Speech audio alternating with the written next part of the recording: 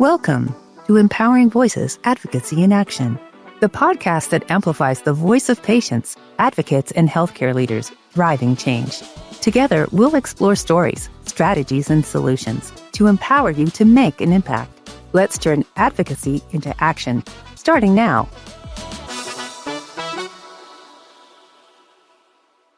Welcome back to another episode of Empowered Voices, Advocacy in Action, the official podcast of Heal Canada, where we bring patients, caregivers, clinicians, and advocates together to share stories, spark solutions, and elevate the patient perspective in healthcare and in all ecosystems. Today, we're honored to welcome a truly inspiring guest, Landon Barrowman. Landon is the founder of an organization that has quickly become a powerful voice in his community. His work is rooted in compassion, lived experience, and deep commitment to ensuring that no one feels alone, unheard, or unsupported. What began as a personal mission has evolved into a platform for connectivity, advocacy, and real change. So in today's conversation, Landon is going to share with us the story behind his own organization, how it started, why it matters, and the incredible impact it is having, not only in Alberta, but across Canada, and let's hope beyond. We'll explore the challenges that he's faced, the people who have shaped his journey, and the vision that he holds for the future of his community and supporting people. Whether you're a patient, a caregiver, a provider, or an advocate, Landon's story is a reminder of how one person's determination can ignite a movement. Landon, thank you for being here. We're thrilled to have you join us. Thank you so much. Wow, that was quite an intro. I don't think I've been introduced like that before. Well, there you go. Absolutely. See my smile getting bigger and bigger as you kept going. I was like, whoa. Absolutely. Absolutely. So Landon, start with sharing your story behind your organization, what your personal or professional experiences inspired you to create it, and what gap did you see in the community that really pushed you to take action? Yeah, like everything kind of happened so organically that I often explain this as kind of like, I feel like the dog who caught the mail truck and now I don't know what to do and I'm just hanging on. So basically I was working up in the oil sands and it was after COVID. My son was born during COVID and he had a pretty bad, rough birth, right? He was born very prematurely and the stress of that and COVID, you know, with my new fiance at the time really, really wore on us all and our relationship didn't last. So going through COVID and working up north and navigating those kind of things in a new relationship with her, it was tough. And we started seeking out counseling to see if we could help our relationship at all. And I remember asking the counselor who, you know, I guess she would have been not a psychologist, but a psychotherapist or? Yeah, the one who can give you medication. Psychiatrist. Yes, a psychiatrist. No, she was a psychologist because she could only recommend medication. Okay. I didn't want to take drugs. I didn't want to do anything like that, but I needed something that I could I asked her for tools. I said, is there anything I can do when I'm up north and I'm worried about divorce and what my life is going to be like? And I'm, you know, can't sleep at night and I'm sitting in bed worried about all these anxieties I had about what my new life is going to be if my current fiance decides that it's just over. And so I kind of kept ruminating and going down these paths and she put me in the direction of dialectical behavior therapy, which I had a book of already, being an avid book collector. So I brought that up with me and I found the journal prompts helped a little bit, but I couldn't really get into it as much as possible. And then as you know, would be effective. And then life really started just kind of falling apart. Me and my fiance went separate ways. And then a lengthy custody battle ensued. She did not want to give me 50-50 custody of our son. So there was navigating that while working up north, 2 weeks on, 2 weeks off, 12-hour shifts. And then I found out shortly after that I had cancer in my colon. And then after that, my dad got very sick and he ended up passing away from respiratory failure. And eventually at the end of all of that, I, got laid off, which was like, oh my God. And at the time I had decided to try another path where I was going to educate myself and I was using cognitive behavior therapy skills and some of the core beliefs that they challenged. One of them that was most impactful was actually a core belief exercise where I asked a lot of people what their beliefs about me were. And even said to ask people that you might not be on good terms with. So I even asked my ex, like, what is something that, sticks out for me as something that you see as a good attributing feature. And she told me my ability to learn. And this really impacted me because this was somebody that like I was not on good terms with, would often say horrible things about me. But here she was being honest and vulnerable and said that my ability to learn anything was a real asset of mine. And that completely shifted my entire perspective of myself and encouraged me to go to school and become a psychologist and a counselor and kind of going towards these spaces because I saw how much cognitive behavior therapy was helping me. I was kind of inspired through that. Then going through these kind of things, I started looking around and seeing the other people around me. And a lot of the working guys around me in my crew were facing the same kind of problems and troubles. It was obvious, it was in my face. As I started battling for custody of my son, it inspired another guy up there to start battling for custody of his daughter.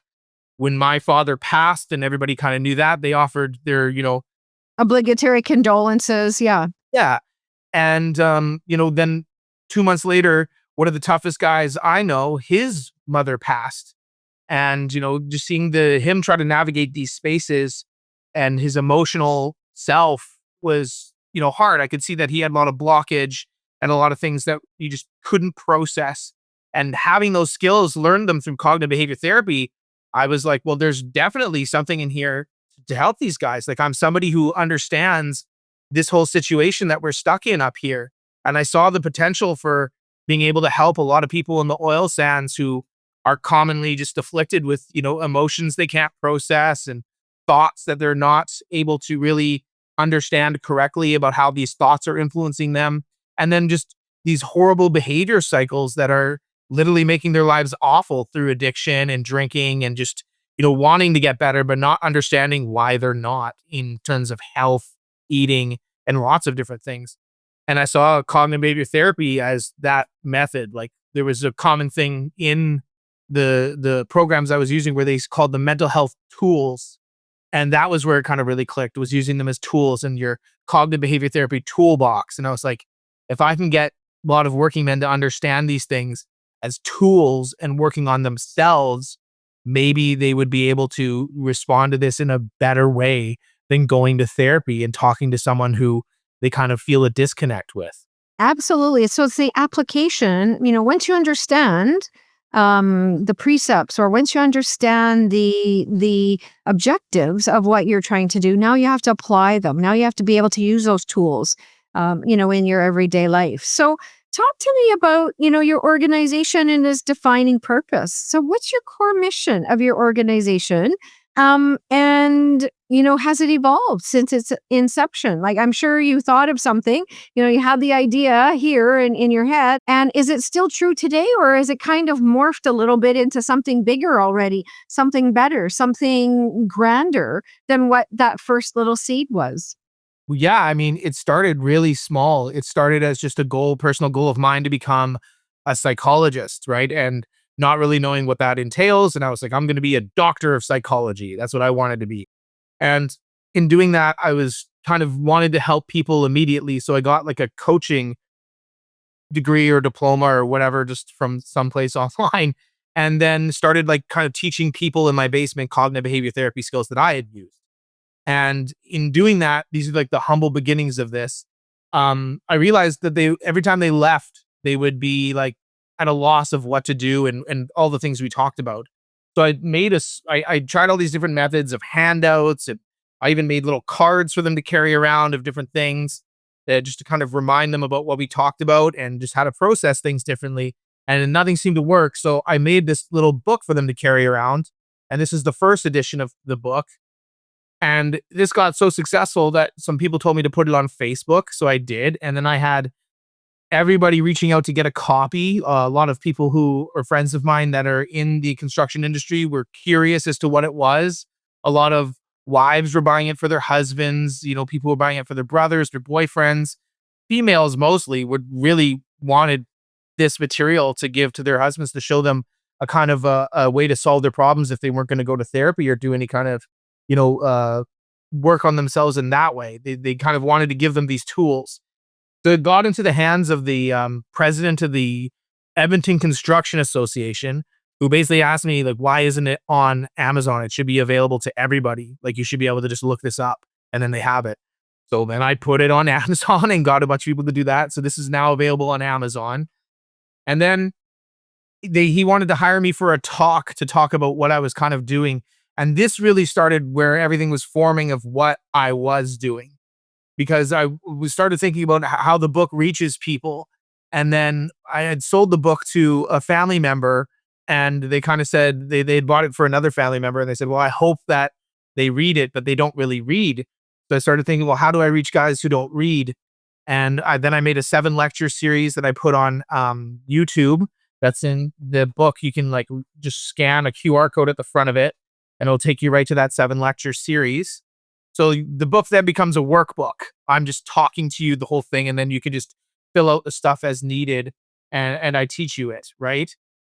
And then I thought, well, if they don't get the book and they don't get, onto the YouTube channel, how do I reach them then? And I thought, well, I have to come and meet them where they're at, which is on site.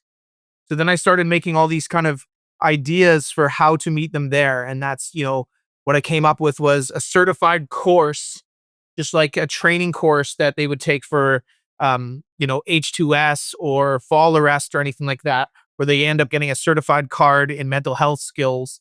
And then I take them through a 4-hour course where I teach them all about, cognitive behavior therapy and how to apply it in the real world applications that might come up when they're out in the oil sands or on site. Like one of the instances, just to give you an example, is like a guy's about to get on a elevated work platform. He's in his fall arrest. And, the night before he had a fight with his wife over buying their daughter a new car for her 16th birthday.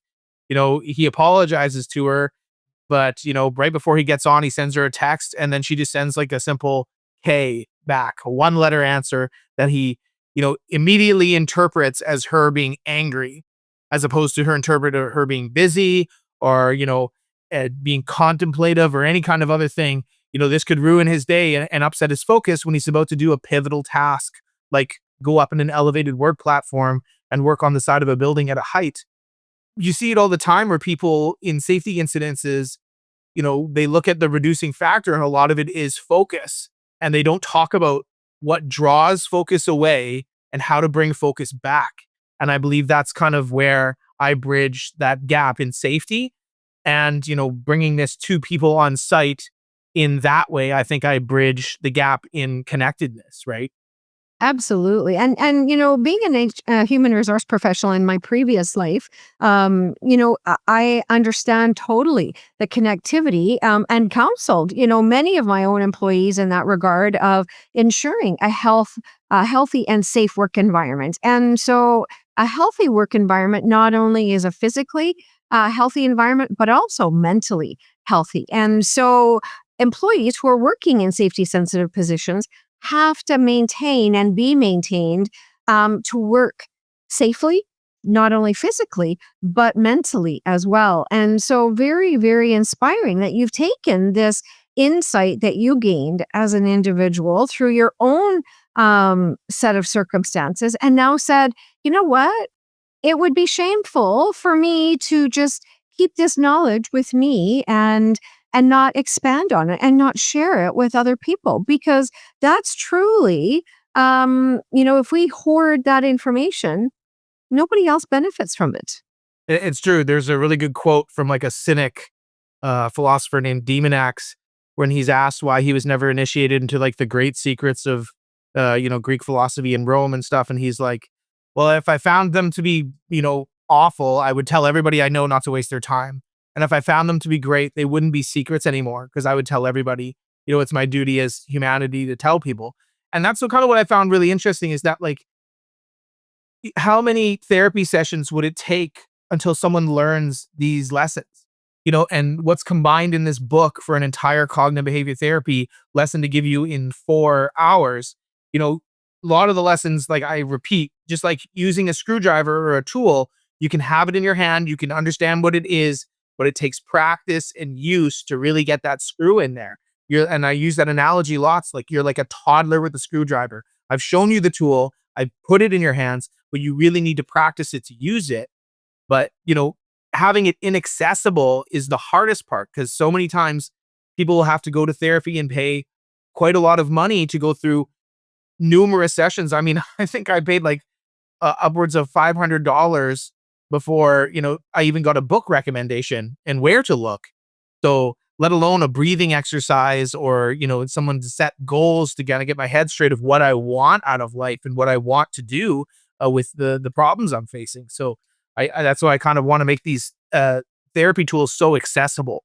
Absolutely. And it's really about giving people that imaginary toolbox that they can carry around with themselves on a day-to-day basis to utilize the various tools that they need to navigate their life, their psychosocial circumstances that will creep into every aspect of whatever they're doing. And so this can be, utilized for folks who have a physical disease, a diagnosis of a disease. How do we give those folks those tools to be able to carry with them, to be able to use in any type of situation?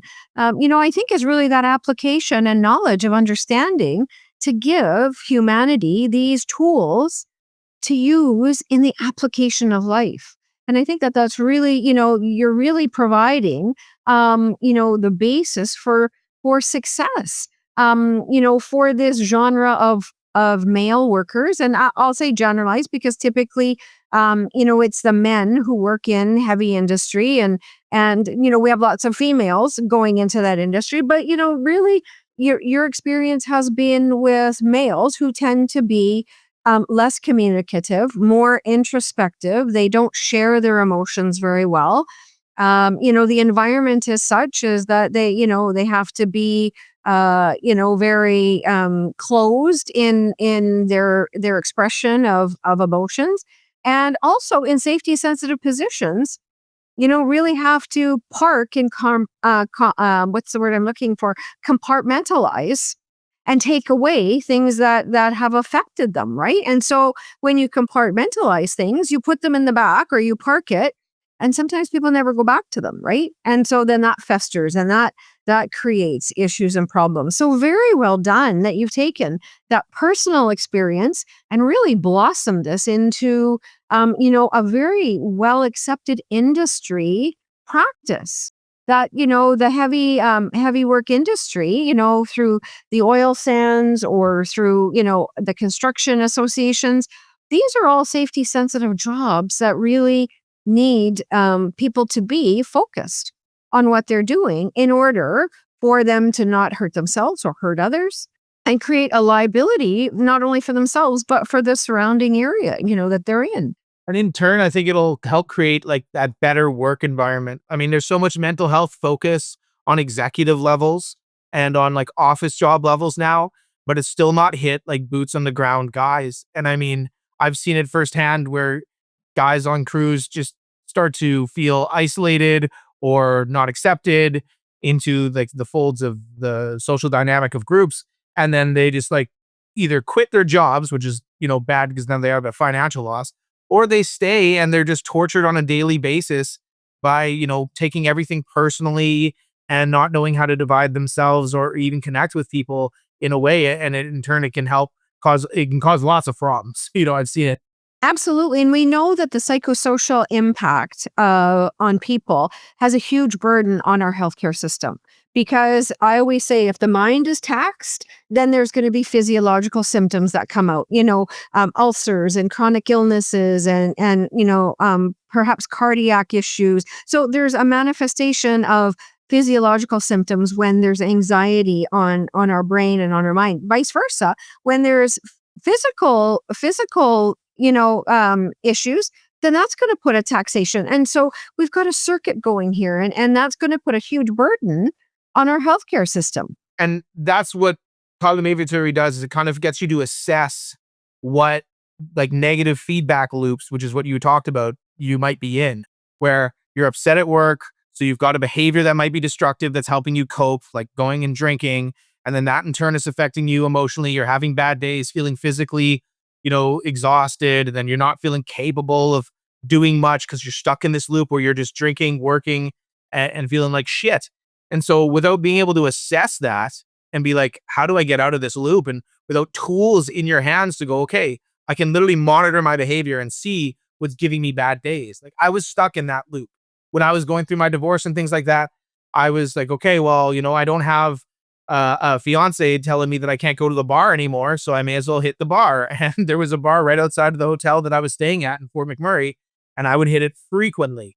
And I'd end up, being hungover and all these other things, not coming into work. And for some reason, I could not see what was going on because I was so emotionally clouded with everything happening. It felt like my life was falling apart all at once. My physical health was falling apart. My family was falling apart. It was depressing. But once I pulled myself out of there and was able to like objectively watch what I was doing, it was very easy to see that all my bad days were happening on hangover days. And I was, oh, well, if I want that to end, how do I fix that? Oh, well, replace drinking with a better activity that doesn't leave me hungover. Or even it like attempts to, if I need to go to the bar and hang out with friends to socialize, which is a good activity, drink more responsibly and you don't have to drink the whole bar dry.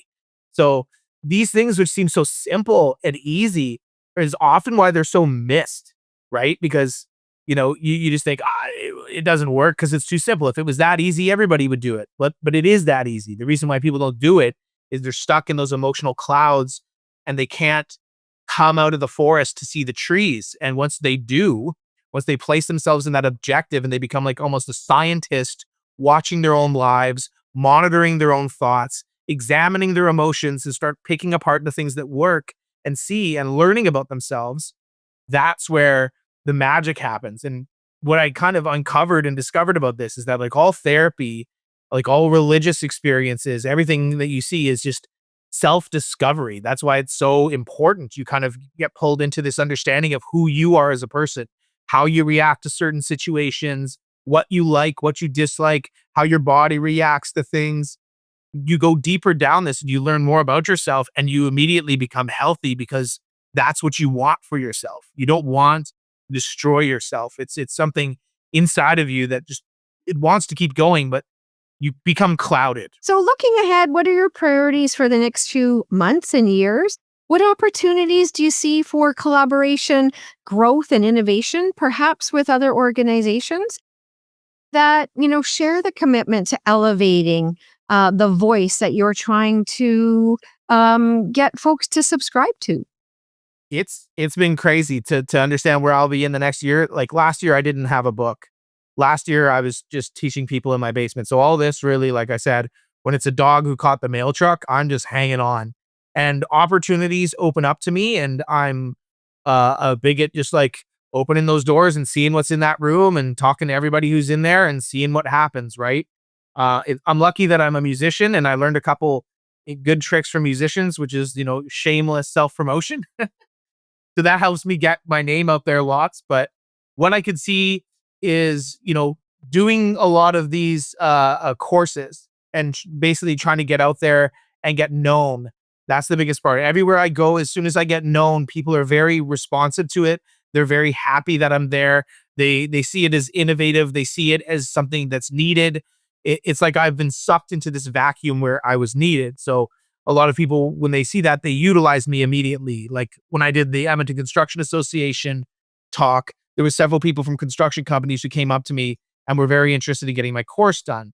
So then I had to like basically plan a business, make prices for this, understand how I'm going to do this, and then, make it socially available to everybody. And not only that, be very loud about what's happening. As soon as someone, purchases this, I'm going to very much like blow it up and see like, this is what construction companies are now doing. That being said, there's another side to this, which is, data recovery and research. At the end of everything I do, even my pilot project, I gather a lot of data from the people who were experiencing this. And past that, it's going to be after doing a lot of these courses, it's going to be reviewing years later, looking back at the people that I've had in this course and trying to get a hold of them to see if it's impacted their lives in any ways and see if it's affected the company's safety stats in any kind of way. And the reason for that is to show in some kind of insurance premium or WCB way, that this is an effective method of helping safety. And I think that's the only way that legislation or anything's going to understand that mentally we need to do this. And that we need to put this through, and that mentally guys need to go through this course and these kind of learn these kind of skills, because it does help them and it affects their lives. For instance, what I'd love to see is there was a University of Calgary paper that was just released, like I think it was last week, about the domestic violence inside of Cochrane. And it said that domestic violence went up like 57%. And the only thing I can think of is like, do these guys know cognitive behavior therapy skills? Like, I doubt it, right? Like they're upset about something and they're fighting with their spouses and they're upset. But like all of the like solutions that these researchers gave, none of them was putting them through like a cognitive behavior therapy course where they could maybe start to learn to assess the negative thoughts and emotions they have and the behaviors that might be affecting them better. And it's that kind of thing. How many of those guys were construction workers, right? So if this course was given at their work and they were sitting even in the back of a classroom pretending not to listen or whatever, but they came home with this book, the next time they had too many negative emotions and this and that, maybe they pick the book up and start trying to do that instead of taking it out on their family, and that's the kind of impact I'd like to see being made countrywide, possibly even in the States, nationally. I think this kind of stuff should be taught in schools. It should be in children's books. Cognitive behavior therapy should be like a standard of how to manage your emotions, how to manage your thoughts, and kind of see through a lot of these, shortcuts that we take mentally to understand our reality, but are in turn leading us down emotional paths that are just self-destructive. Absolutely. So tell us, the name of the book and where can we find your book? So this book is The Working Man's Guide to Mental Health. It is on Amazon. You can purchase it there. There is an email in the back of the book where you can contact me. I'm in the process of getting a website up and everything like that. But yeah, as the founder of this, there's an email there.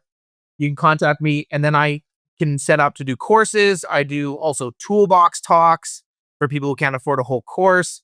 I can do safety meetings, anything to kind of integrate what I'm talking about into the daily workforce. I mean, the more I show up and kind of get this in people's heads, the better it is. My whole kind of philosophy is that, construction companies and everything have inadvertently primed this product by putting up posters that say, let's have a conversation, and hashtagging like mental health, and this is mental health day, and, kind of doing all these things, but not actually giving people anything to do with their mental health to make it better. It says like, go to a therapist, or, like talk to a friend, but like, what do you do? And like none of them have the skills or are teaching you skills that you can use. This does that.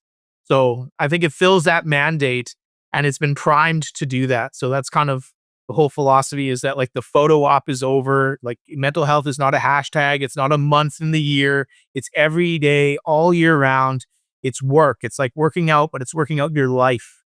Absolutely. Yeah, absolutely. Couldn't agree with you more. So thank you so much for joining us, Landon, on this episode of Empowered Voices, Advocacy in Action. We look forward to you being a future author in our E3 Advocacy magazine. Anytime you want to write something for our mental health section, we'd love to have you. And thank you for listening to those that listen to our podcast. Have a great day, everyone. And thanks again for joining us on Empowered Voices, Advocacy in Action.